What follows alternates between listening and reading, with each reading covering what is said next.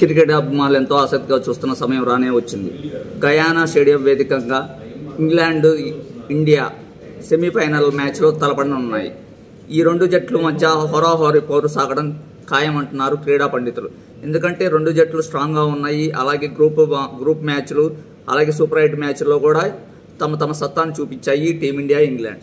దీంతో ఈ రెండు జట్ల మధ్య పోరు కోసం అభిమానులు ఎంతో ఆసక్తిగా చూస్తున్నారు. అయితే ఈ మధ్య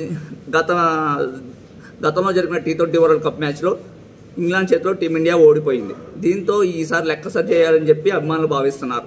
దీంతో రెండు జట్ల మధ్య బలాబలాలేంటి, అసలు రెండు జట్ల ప్లాన్లు ఏంటి, రెండు జట్ల తుది జట్లతో ఏ ప్లేయర్స్తో బరిలోకి దిగుతున్నాయో మనం ఇక్కడ తెలుసుకుందాం. ముందుగా ఇంగ్లాండ్ జట్టుకు వద్దాం.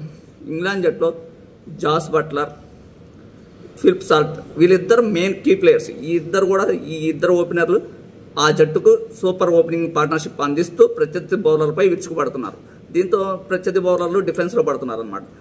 పెద్ద టార్గెట్లు సెట్ చేయడంలో ఈ ఓపెనర్లు ఇద్దరు కూడా కీ రోల్ ప్లే చేస్తున్నారు. దీంతో ఈ ఇద్దరు ప్లేయర్ని కట్టడి చేయడం టీమిండియాకి కీలకం అని చెప్పుకోవాలి.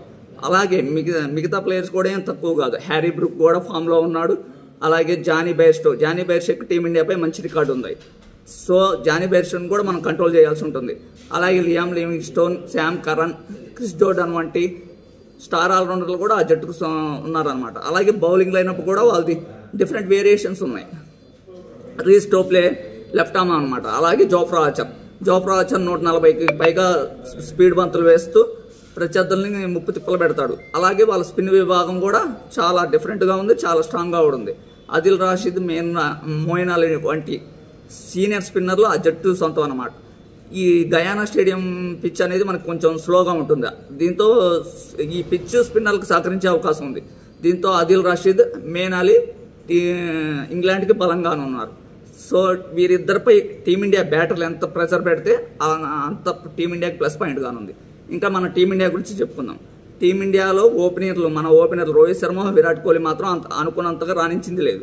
రోహిత్ శర్మ మాత్రం గత మ్యాచ్లో సూపర్ నాక్ అనమాట. అంటే T20 world కప్లోనే the best knock ఆడాడు. కాబట్టి రోహిత్ శర్మ మరోసారి రెచ్చిపోతాడని చెప్పి ఫ్యాన్స్ భావిస్తున్నారు. ఎందుకంటే ఇప్పటికే టీమిండియాకి ఆస్ట్రేలియాకి అంటే మనం 2023 వన్డే వరల్డ్ కప్లో ఎలా అయితే చెక్ పెట్టాడో అలాగే ఈసారి కూడా ఇంగ్లాండ్ మీద కూడా అంటే 2022లో మనం ఇంగ్లాండ్ చేతిలో ఓడిపోయాం. అలాగే ఇంగ్లాండ్కి తన విశ్వరూపం చూపించి చెక్ పెడతాడని చెప్పి ఫ్యాన్స్ భావిస్తున్నారు. అలాగే కోహ్లీ గురించి మనం ఎన్నో హోప్స్ పెట్టుకున్నాం ఈ T20 వరల్డ్ కప్లో. కానీ కోహ్లీ నుంచి మాత్రం 6 మ్యాచ్లు కేవలం 66 పరుగులు మాత్రమే చేసి విఫలమయ్యాడు. దీంతో కోహ్లీ మరోసారి రాణించి అంటే కీలక మ్యాచ్లో గత 3 సెమీస్ మ్యాచ్ల్లో కూడా కోహ్లీ హాఫ్ సెంచరీలు బాదాడు. 81 పరుగులు చేశాడు. ఒక మ్యాచ్లో 57 పరుగులు చేశాడు. దీంతో కోహ్లీ మరోసారి కీలక మ్యాచ్లో తనదైన సత్తా చూపిస్తాడని చెప్పి ఫ్యాన్స్ భావిస్తున్నారు. ఇంకా టీమిండియాలో మిగతా బ్యాటర్లు సూర్యకుమార్ యాదవ్, రిషబ్ పంత్ కూడా కీలకంగా ఉన్నారు. ఎందుకంటే రిషబ్ పంత్ కానీ సూర్యకుమార్ యాదవ్ కానీ T20 క్రికెట్లో వీళ్ళంతా డిఫరెంట్ స్ట్రోక్ ప్లే అనమాట. 360 డిగ్రీస్ షాట్లు ఆడగల సత్తా ఉన్న ఇద్దరు ప్లేయర్స్. ఎందుకంటే ఒక బౌలర్ ఒక లైన్ అండ్ లెంత్ వేస్తే వీళ్ళిద్దరు ఆ బౌలింగ్ లైన్ అండ్ లెంత్ని డిఫరెన్షియేట్ అంటే వాళ్ళ షాట్లతో వాళ్ళకి ఇబ్బంది పెట్టగల సత్తా ఉన్న బ్యాట్స్మెన్ సూర్యకుమార్ యాదవ్, రిషబ్ పంత్. లైన్ అంటే ఇంగ్లాండ్ బౌలర్లు ఒక లైన్ అండ్ లెంత్ స్టిక్ అయినా అవుతే ఆ లైన్ అండ్ లెంత్ని వీళ్ళిద్దరు వాళ్ళ ప్లాన్స్ని విధ్వంసం చేయగల సత్తా ఉన్న ప్లేయర్స్. సో సూర్యకుమార్ యాదవ్, రిషబ్ పంత్ కీలకంగా ఉన్నారు మనకి ఈ మ్యాచ్లో. అలాగే శివన్ దూబే, హార్దిక్ పాండ్యా ఆల్రౌండర్ రోల్స్ మరోసారి ప్లే చేయాల్సిన అవసరం ఉంది.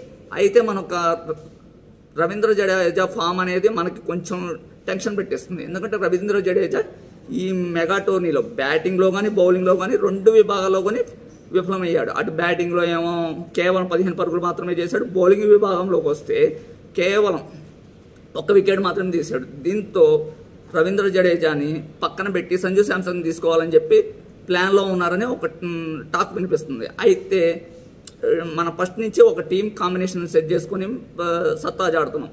సో ఇప్పుడు టీంలో కొన్ని మార్పులు చేస్తే మనం ఆ టీం మీద మళ్ళీ ఒత్తిడి పడే అవకాశం ఉంది. సో విన్నింగ్ కాంబినేషన్ రిపీట్ చేస్తే మంచిదని చెప్పేసి మాజీ క్రికెటర్లు సూచిస్తున్నారు. సో రోహిత్ శర్మ, రాహుల్ ద్రావిడ్ ఏం ప్లాన్ చేస్తున్నారు అనేది ఇంకా సేపట్లో మనకు తెలియనుంది. ఇంకా మన బౌలింగ్ విభాగం చూసుకుందాం. బౌలింగ్ విభాగంలో జస్ప్రీత్ బుమ్రా అనేది మనకు మెయిన్ ప్లస్ పాయింట్ అనమాట. ఫస్ట్ కొత్త బంతి తీసుకున్నప్పుడు స్వింగ్ చేయడంలో కానీ బౌలర్ని కంట్రోల్ చేయడంలో కానీ అలాగే డెత్ ఓవర్లు, యార్కర్లు, స్లో బాల్లు ఇలా డిఫరెన్షియేట్గా బౌలింగ్ చేసి ప్రత్యర్థుల్ని ఒత్తిడిలోకి నెట్టేస్తున్నాడు. ఇంకొక young swimmer fast bowler Harshdeep కూడా ఏంటంటే ఒక ఎండ్లో బుమ్రా బ్యాటర్లను కంట్రోల్ చేస్తుంటే మరో ఎండ్లో హర్షదీప్ ఏమో వికెట్లు తీస్తూ ప్రత్యర్థులను ఒత్తిడిలోకి నెడుతున్నాడు. ఇంకా స్పిన్ విభాగంలో మాత్రం కుల్దీప్ యాదవ్ అసలు ఆస్ట్రేలియా మ్యాచ్లో ఆస్ట్రేలియాని ఎలా కంట్రోల్ చేశాడో మనం చూసాం. సో కుల్దీప్ యాదవ్ మరోసారి కీలకంగా ఉన్నాడు. హర్షదీప్ అలాగే అక్షర్ పటేల్, రవీంద్ర జడేజా, హార్దిక్ పాండ్యా ఆల్రౌండర్ ప్లేయర్. అంటే వీళ్ళు 12 ఓవర్లు చేస్తే మిగతా 8 ఓవర్లు ఈ ముగ్గురు రూపంలో కవర్ చేయనున్నాడు రోహిత్ శర్మ. సో ఓవరాల్గా పేపర్ మీద చూస్తే మన టీమిండియా చాలా స్ట్రాంగ్ ఉంది. అయితే ఈ మ్యాచ్కి ఒక థ్రెట్ ఉంది, అదే వాతావరణ రిపోర్ట్. యాక్టివ్ వెదర్ రిపోర్ట్ ప్రకారం గయానాలో 88 మ్యాచ్ జరుగుతున్నప్పుడు 88% వర్షం కురిసే అవకాశం ఉంది. దీంతో ఒకవేళ మ్యాచ్ రద్దు అయితే మాత్రం మనకి ప్లస్ పాయింట్ అని చెప్పుకోవాలి. ఎందుకంటే మ్యాచ్ రద్దు అయితే టీమిండియా డైరెక్ట్గా ఫైనల్లో అడుగు పెడుతుంది.